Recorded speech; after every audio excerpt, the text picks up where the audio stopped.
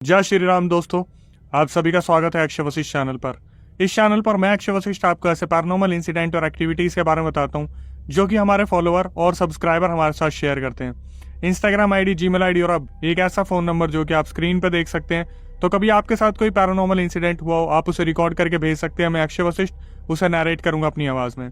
आगे बढ़ने से पहले बहुत बहुत शुक्रिया जो इंस्टाग्राम, यूट्यूब को आप प्यार दे रहे हैं। इसी तरीके से प्यार देते रहिए और फेसबुक को भी आपको इसी तरीके से प्यार देना है। तो हमारा यूजर नेम है अक्षय वशिष्ठ हॉरर, जाके फॉलो कर लीजिए। किसी फालतू पेज को फॉलो करने की जरूरत नहीं है जो अक्षय वशिष्ठ के नाम से चल रहा हूँ। ये जो रियल इंसिडेंट मैं आपके सामने लेके आता हूँ, इनको लाने का सबसे बड़ा रीजन यही होता है कि आज की जनरेशन को कहीं ना कहीं सीख देने की कोशिश करी जा रही है हमारे चैनल के थ्रू, वीडियोस के थ्रू, कि कहीं आपसे भी वो गलती ना हो जाए जो कोई और अपनी जिंदगी में कहीं ना कहीं गलती कर रहा है। ये इंसिडेंट आप में से ही कुछ लोग होते हैं जो हमें भेजते हैं ताकि हम अपनी आवाज में उसे नरेट करें, ताकि आज की जनरेशन कहीं ना कहीं उससे सीख ले पाए। आज का जो रियल इंसिडेंट है वो हमें पवन ने भेजा है, जो कि देहरादून के रहने वाले हैं। दोस्तों, बहनें तो सबकी होती है। इमेजिन कीजिए कि आपकी 4 बहनें हैं और आपको उनकी शादी करनी है। आपके ऊपर सबसे बड़ी रिस्पॉन्सिबिलिटी ही यही है, लेकिन कहीं ना कहीं आप परेशान चल रहे हो और उसका रीजन है कि आपकी बहन के अंदर बार बार कोई ना कोई एंटिटी आती है जो हमेशा रिश्ते बिगड़वा देती है, जिससे भी आप रिश्ते की बात करते हो। पवन के साथ ये सारा इंसिडेंट शुरू हुआ 2008 में। पवन ने बताया, भाई बात है 2008 की, जब मैं सिर्फ और सिर्फ 10वीं क्लास में था। मेरी 4 बड़ी बहनें थी।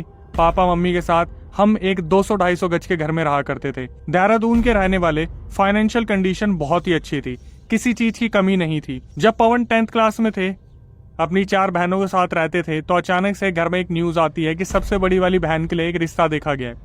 लड़के वाले जो थे अच्छे खासे फाइनेंशियल बैकग्राउंड से थे। लड़के वालों ने सिर्फ इतनी डिमांड रखी थी कि लड़की को बस 2 चुन्नी में, मतलब कि जितना बेसिक हो सकता है उस तरीके से आप हमें दे दीजिए, हम उसे एक्सेप्ट करने को तैयार हैं। उन्होंने कभी कोई डिमांड नहीं करी थी लड़के वाले, बल्कि ये बोल रहे थे कि आप लड़की दे दीजिए, आपके घर में जो खर्चा लगेगा वो हम अपनी साइड से दे देंगे। पवन ने बताया कि अक्षय भाई, बारात शाम को आने वाली थी, लेकिन अचानक से ये कोइंसिडेंस हुआ कि बारात सुबह सुबह आ गई। पवन इन सब चीजों से अनजान थे कि एक्चुअली में वहां होने क्या वाला था, लेकिन जो चीजें होने वाली थी वो बद से बदतर होने वाली थी। पवन ने बताया कि अक्षय भाई, 2008 में जब मेरी बड़ी बहन के लिए, सबसे बड़ी वाली बहन के लिए रिश्ता आया, तो उनके जो जीजू थे उन्होंने अचानक से सुबह सुबह घर के आगे बारात लगा दी। शाम को बारात का टाइम था। पवन ने बताया कि हमने अपने घर पे लड़ियां लगाई हुई थी। पापा जो थे बहुत खुश थे, मम्मी बहुत खुश थी। तीनों बहनें जो थी सजी हुई थी ये देखकर कि सबसे बड़ी वाली बहन की शादी फाइनली होने जा रही है। अचानक से क्या हुआ, वो जो बारात आई उसमें से दूल्हा उतरा अपने मम्मी पापा के साथ, और बारात में अपने बारातियों को लेके आए थे और ट्रैवलर उन्होंने बुक किया हुआ था। जब दूल्हा उतरा, मतलब उनके जो जीजू उतरे, उन्होंने आके उनके पापा के सामने अपनी डिमांड रखनी शुरू कर दी कि अगर ये शादी आगे बढ़ानी है तो मुझे मोटरसाइकिल चाहिए, घर के लिए वॉशिंग मशीन चाहिए, बेड, सोफा, रेफ्रिजरेटर, एसी, ऐसी ऐसी चीजों की डिमांड करने लग गए। जबकि जो पवन के पापा थे उनके पैरों तले जमीन खिसक गई थी ये सुनने के बाद कि एक्चुअली में हुआ क्या। उन्होंने इस चीज के बारे में बात करी कि बेटा आपने तो कभी ऐसा कुछ कहा ही नहीं था, और उनके मम्मी पापा से भी ये चीज बोली कि इस बारे में तो हमारी कोई बात हुई नहीं थी कि आप दहेज मांग लोगे अचानक से। तो घर वालों ने, जो सामने लोग थे, उन्होंने सीधा बोल दिया कि जितने भी लोग ट्रैवलर में आए हैं उनके कपड़े भी चाहिए, हमें गोल्ड भी चाहिए, मोटरसाइकिल भी चाहिए, और सारी डिमांड उनके सामने रख दी। इंसान ऐसी सिचुएशन में क्या ही करता। अगर ये रिश्ता टूटता तो कहीं ना कहीं पूरी फैमिली पे, लड़की वालों पे बात आ सकती थी, किसी न किसी चीज का एलिगेशन उठ सकता था। लेकिन शायद पवन के पापा ने यहाँ पे सोच थोड़ी गलत लगा दी। मैं इस चीज को बिल्कुल बढ़ावा नहीं दूंगा। अगर ऐसी सिचुएशन हो तो ऐसे लड़के को और उनके माँ बाप को लात मार के वहां से निकाल देना चाहिए। लेकिन पवन के पापा ने अपनी बेटी के लिए वो सब कुछ करा। तो पवन के पापा ने दिमाग लगाया और अपना जो घर था उसे बेचने के लिए निकल गए। कुछ ही गली दूर एक प्रॉपर्टी डीलर था जिसने उनके पापा के सामने शर्त रखी कि भाई साहब, इमरजेंसी है, आप 10-12 लाख रुपए मुझसे ले लो, लेकिन अगर 7 दिन में आप मेरे पैसे वापस नहीं दे पाए तो ये घर मेरे नाम हो जाएगा। पवन ने बोला कि अक्षय भाई, इमरजेंसी में उस बंदे ने हमारा इतना बुरी तरीके से फायदा उठाया, लेकिन पापा ने ना आओ देखा ना ताओ देखा, वो जो घर था उस आदमी के नाम कर दिया, और ये एग्रीमेंट साइन हुआ कि 7 दिन में अगर पैसे नहीं दिए गए तो वो घर जो है उस इंसान के नाम हो जाएगा। अब पवन और पवन के पापा और उनकी मम्मी फटाफट से मार्केट निकलते हैं और वहां पर सारा सामान जो जो बोला गया था उसे खरीदते हैं। अप्रोक्सीमेटली 4 लाख 5 लाख के अंदर ये सारा सामान खरीदा जाता है, जहां पर एक बाइक होती है, वॉशिंग मशीन, रेफ्रिजरेटर और कुछ सामान लिया जाता है जो कि दूल्हे की झोली में डाला जाता है। उसके बाद ये पूरी की पूरी जो है शादी निपटती है। इसके अंदर जो मेहमान आए थे उनके लिए कपड़े लिए गए थे, कुछ सोने की रिंग वगैरह सारी इच्छाएं जो छुपी हुई थी लालच से वो सारी चीजें पूरी करी गई। अब हुआ क्या, बड़ी बेटी की शादी तो हो गई, लेकिन 3 बेटियां, एक लड़का पवन, उनके मम्मी पापा अचानक से जैसे रोड पे आ गए। अब 2 दिन बीत चुके थे शादी हुए, सारी चीजें नॉर्मलाइज हो गई थी और पवन के पापा के सर में ये टेंशन चल रही थी कि 5 दिन बाद उस प्रॉपर्टी डीलर को पैसे देने हैं, हम अपना घर कैसे छुड़वाएंगे। उनके पापा को कहीं ना कहीं पता था कि ये जो टास्क है, ये जो कार्य है, ये बिल्कुल भी आसान नहीं है, लेकिन ये चीजें इतनी बद से बदतर होने वाली हैं, मैंने कभी नहीं सोचा था। पवन के पापा ने हर कहीं हाथ पैर मार लिए, कुछ पैसे इकट्ठे करने की सोची, लेकिन कहीं से भी उन्हें पैसों का सहारा नहीं मिला। तो उन्होंने क्या करा, जो 200-250 गज का उनका घर था उसको वापस लेने के सपने छोड़ दिए और सीधा उन्होंने क्या करा, एक छोटी सी बस्ती में 5.5 लाख रुपए का एक 100 गज का घर लिया और वहां से उन्होंने अपनी जिंदगी दोबारा शुरू करने की सोची। लेकिन इसके बाद पवन ने मुझे बताया कि अक्षय भाई, वो जो नया घर था ना, उसको हमने ले तो लिया, लेकिन वहीं से सारा जो था मौत का तांडव शुरू होना था। पवन के पापा रोड कंस्ट्रक्शन एरिया में काम किया करते थे, उनका काम था रोड रोलर चलाना। अगर उन्हें कोई कॉन्ट्रैक्ट मिला करता था, अलग अलग सिटीज में जाके उन्हें रोड कंस्ट्रक्ट करनी होती थी। नए घर लेने के बाद उनके पापा नॉर्मल जिंदगी में आ जाते हैं, उस छोटे घर में अपनी जिंदगी व्यतीत करते करते वो काम पे वापस लग जाते हैं। 2 से 3 महीने ही बीते थे और पवन ने बताया कि अक्षय भाई, मेरे पापा किसी रोड कंस्ट्रक्शन के काम से आउट ऑफ सिटी गए हुए थे और घर पे बोल के गए थे कि मैं 1 महीने से पहले नहीं आ पाऊंगा। लेकिन पापा अचानक से 13 दिन बाद वापस आ जाते हैं घर पे और पूछने पे बताते हैं कि एक दिन मैं पेड़ के नीचे रेस्ट कर रहा था चारपाई के ऊपर, जब कंस्ट्रक्शन एरिया में उन्हें ऐसा लगा जैसे उनकी बॉडी को कोई चीरता हुआ उनकी बॉडी से आर पार निकल गया और उनकी बॉडी में अजीब अजीब से वाइब्रेशंस होना स्टार्ट हो गए। इसके बाद क्या हुआ, उनके पापा ने कुछ ना आओ सोचा ना ताओ सोचा, उन्हें ऐसा लगा जैसे उन्हें कोई मिनी हार्ट अटैक आया और वो फटाफट से अपने घर वापस आ गए। टाइम लगा पहुंचने में, लेकिन घर आने पर उन्होंने अपने घर वालों को सारी चीजें बता दी। तो पवन, उनकी मम्मी और उनके पापा एक हॉस्पिटल में गए, जहां पर जाने के बाद पता चला कि पवन के पापा को एक्चुअली में कैंसर हो चुका है। ये सुनने के बाद घर की सिट्टी बिट्टी गुल हो गई थी और इस घर में आने के बाद जैसे इनकी मनुष्यत शुरू हो गई थी। पवन की सबसे छोटी बहन थी, वो बहुत अजीब तरीके से रिएक्ट करती थी। जब पापा और छोटी बहन का इतना सब कुछ चल रहा था, तो छोटी बहन का सब कुछ साइड में रख के पवन ने सबसे पहले अपने पापा के बारे में सोचा। उस टाइम पवन थोड़े ही बड़े थे, लेकिन अपनी मम्मी के साथ उन्होंने हाथ बटाया और पापा के लिए इलाज में वो जो बाकी बचे कुछ 4-5 लाख रुपए थे वो भी लगा दिए। हालांकि वो अपने पिताजी को बचा नहीं पाए। 6 महीने बाद उनका देहांत हो गया और वो भी इस दुनिया से रवाना हो गए। अब बचा कौन? पवन, उनकी मम्मी और उनकी 3 बहनें। हुआ क्या, ये सारी चीजें चली रही थी, कश्मकश में पूरा घर था कि घर परिवार चलेगा कैसे। कैसे न कैसे पवन छोटा मोटा काम करते, सिर्फ 11वीं-12वीं क्लास में होकर वो छोटे मोटे काम किया करते, अपने घर को कैसे न कैसे चलाया करते। पवन ने मुझे बताया कि अक्षय भाई, कुछ तो ऐसे दिन आ गए थे जब मैं दिहाड़ी मजदूर बन के अपने घर पे पैसे लेके जाता था और घर वालों को कभी बताता नहीं था कि मैं क्या काम कर रहा हूँ, और घर वाले बस थोड़ा बहुत खाना खा के सो जाते थे। घर की आर्थिक स्थिति बहुत ज्यादा खराब हो गई थी, लेकिन ये चीजें अभी सही होने की जगह इतनी बद से बदतर होने वाली थी। पवन ने खुद बताया कि अक्षय भाई, ऐसा जिंदगी में कभी किसी के साथ ना ही हो तो अच्छा है। बात आ गई 2012 की, जब घर में बड़ी ही मुश्किलों से घर परिवार सब कुछ चल रहा था, कुछ पैसे इकट्ठे हुए थे। अचानक से क्या हुआ, उनकी जो सबसे छोटी वाली बहन थी, बहनों में जो जस्ट उनसे बड़ी थी, अचानक से वो चक्कर खा के घर में गिर जाती है। सब बहुत हैरान हो जाते हैं, हड़बड़ी सी मच जाती है घर में। पवन को बुलाया जाता है और पवन फटाफट अपनी मम्मी के साथ मिलके अपनी बहन को लेके जाते हैं हॉस्पिटल, जहां पर पता चलता है कि उनको स्टोन है, मतलब पथरी है। उनका इलाज करवाया जाता है, उन्हें वापिस कुछ टाइम बाद घर लाया जाता है। घर लाने के बाद 1 महीना ही बीता था। 1 महीना 10 दिन जैसे ही बीते, उनकी बहन फिर चक्कर खा के गिर गई। घर वालों के फिर पसीने आ गए कि अब फिर दोबारा ऐसा क्या हुआ है जिसकी वजह से सबसे छोटी वाली बहन को इतनी सारी दिक्कतें हो रही हैं। फिर दोबारा हॉस्पिटल ले जाया जाता है और डॉक्टर बोलता है कि इनके ब्लैडर में कुछ ना कुछ प्रॉब्लम है। फिर दोबारा उनका ऑपरेशन होता है और इस बार उनके 2 ऑपरेशन हो चुके थे और वो बहुत ज्यादा वीक हो गई थी। लेकिन इस दौरान पवन, जो उस घर के इकलौते लड़के थे, उनकी नजर में ये था कि बहनों को सही से भी रखना है और बड़ी वाली बहन जो अब रह गई है 3रे नंबर की, सबसे पहले उसकी शादी भी करवानी है। पवन ने इतनी सारी मजबूरियों के अंदर कभी भी अपने घर वालों को अकेला नहीं छोड़ा और हमेशा कहीं ना कहीं से कुछ भी पैसों का इंतजाम वो करके लाते थे। कभी दिहाड़ी मजदूरी, कभी कहीं इवेंट में जाना, कभी किसी डीजे वाले के पास काम करना।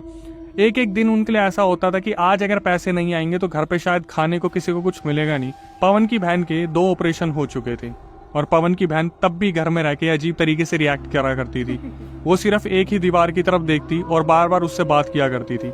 पवन को, उनकी मम्मी को और उनकी बाकी 2 बहनों को बड़ा ही अजीब लगता था और उन्होंने सोचा कि यार कुछ ना कुछ करके ना किसी से चेक करवा लेते हैं, क्योंकि जब से ये लोग इस घर में आए हैं तब से जैसे इनकी जिंदगी दहल सी गई है। अब इसके बाद क्या हुआ, पवन ने मुझे बताया कि अक्षय भाई आप बिलीव नहीं करोगे, 50 से 100 पंडित जो 500 रुपए की पूजा करते हैं वो हमें मिले, और डेली हम अपने घर में पूजा करवाया करते थे। ऐसे 500 रुपए वाले पंडित कम से कम 50-100 हमने आगे पीछे दिखवा लिए थे, लेकिन हमारे घर पे कोई भी असर नहीं पड़ा। सुबह वो पंडित आते, दोपहर शाम तक पूजा करके चले जाते, खाना वाना खा लेते, और उसके बाद शाम को मेरी बहन वैसे ही दोबारा हो जाती।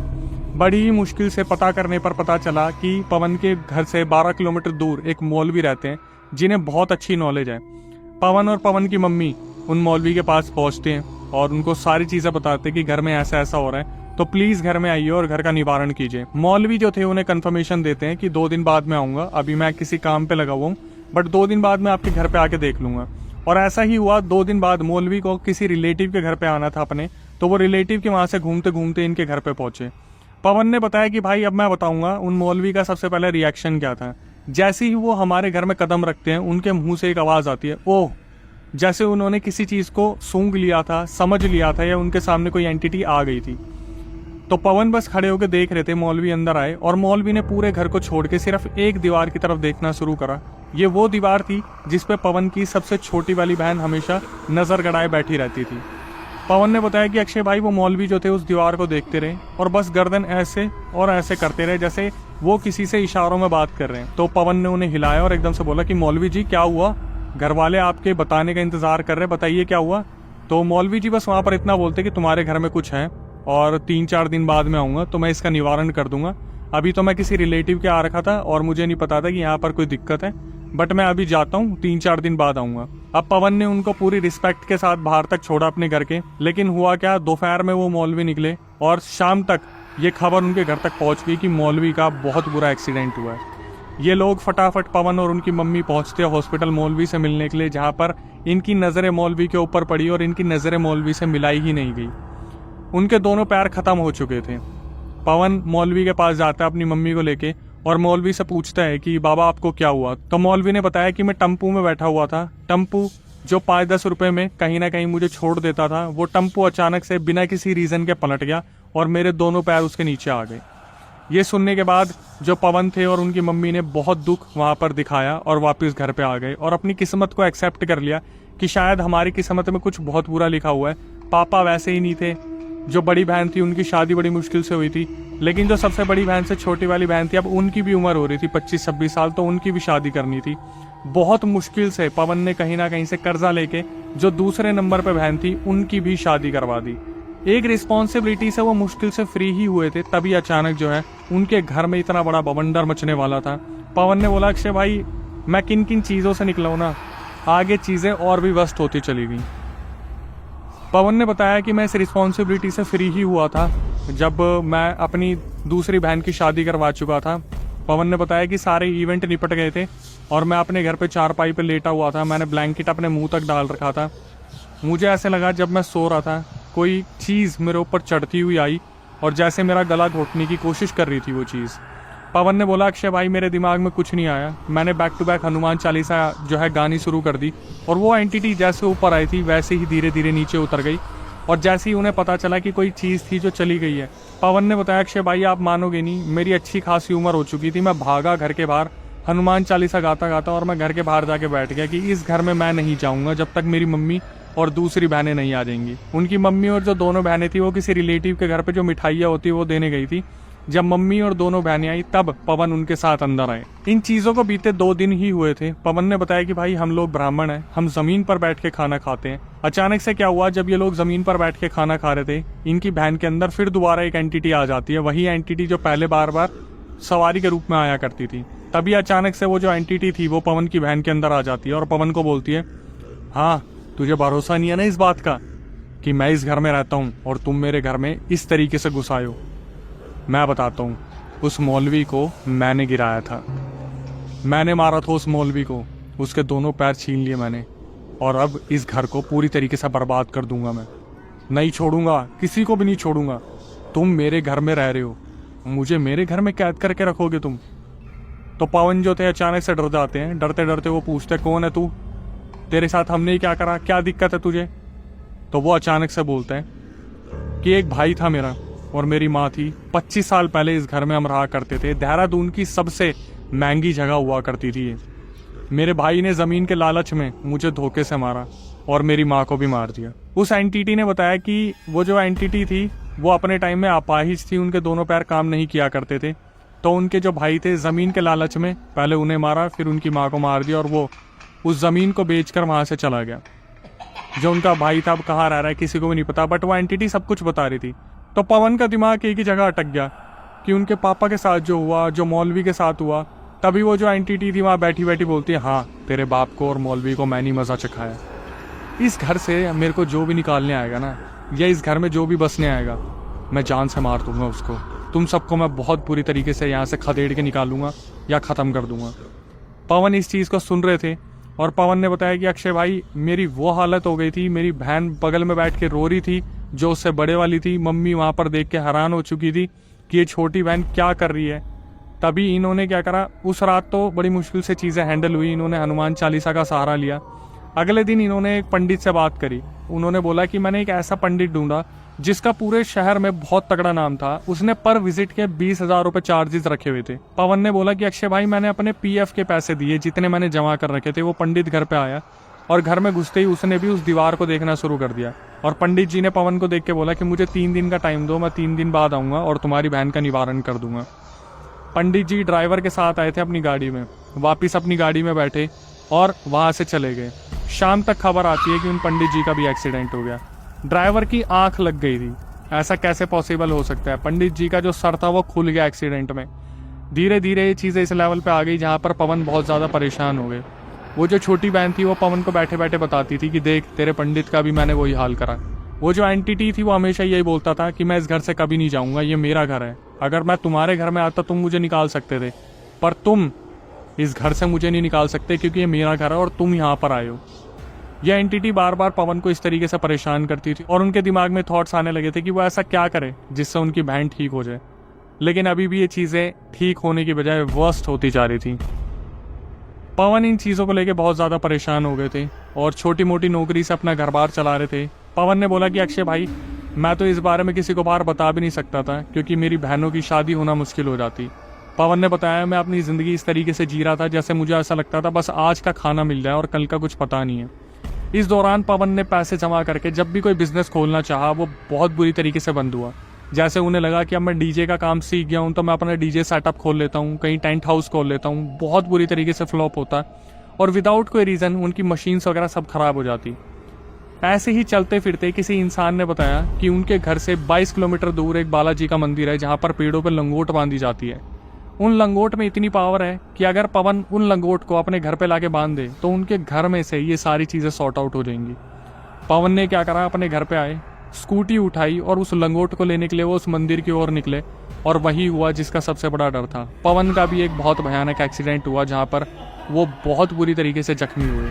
वो अपने घर पे वापस आए, उन्हें 3 महीने का बेड रेस्ट दिया गया जहाँ पर रोज़ उनकी बहन में एंटिटी आती और वो बोलता मज़ा आया, मुझे भगाने निकला था। वो एंटिटी उन्हें बोलता था कि मैं तेरी यहाँ की बात भी सुन रहा हूँ और बाहर की बात भी सुन रहा हूँ, मतलब मैं एक ही वक्त पे तेरी बहन के अंदर भी रहता हूँ और तेरे साथ साथ भी घूमता हूँ। तेरे सारे बिजनेस, तेरी सारी नौकरी सब मैंने बर्बाद की है। पवन ने अपने घर में 3 महीने बेड रेस्ट किया। उसके बाद वो उठे और अपनी पूरी जान लगा दी, अपनी स्कूटी स्टार्ट की और दिमाग में पूरे टाइम हनुमान चालीसा गाते गाते वो स्कूटी पे गए। वहां से मंदिर में से 2 लंगोट उठाई, हनुमान चालीसा गाते गाते वापिस आए और एक अपने घर के दरवाजे पे बांधी और अंदर आके एक दीवार पे कील ठोकी और वो लंगोट उससे बांधी। पवन ने बोला कि अक्षय भाई मैंने कभी नहीं सोचा था कि बालाजी में इतनी पावर है कि उन लंगोट को बांधते ही मेरा घर बिल्कुल शांत हो गया। बिल्कुल शांत, मतलब मेरे घर में एक कोई एंटिटी, क्या कोई नेगेटिव इंसान कदम नहीं रख सकता था। बालाजी में इतनी पावर थी।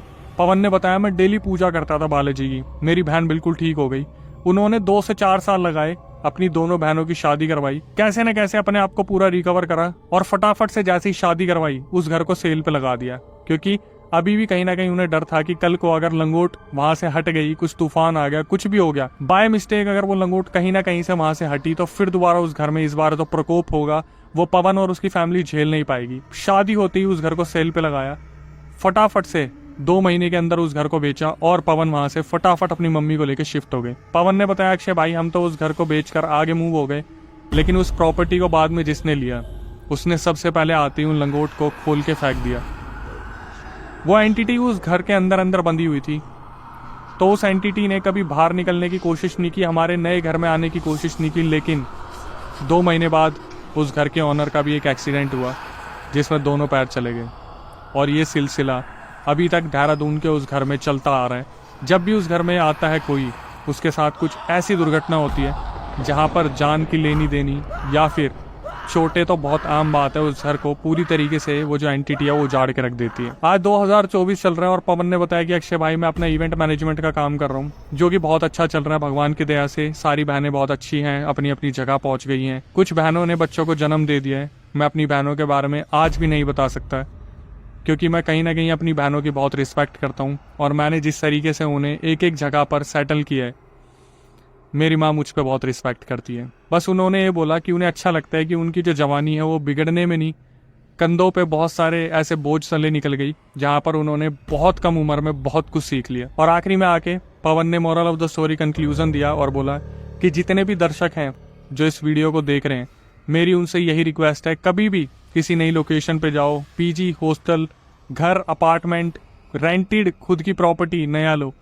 हमेशा वहाँ पर सबसे पहले एक पूजा करवाओ, वहाँ पर भूमि पूजन करवाओ, वहाँ पर पॉजिटिव एनर्जी के साथ जाओ और कैसे न कैसे उस घर को पूरी तरीके से पहले स्वच्छ करवा लो।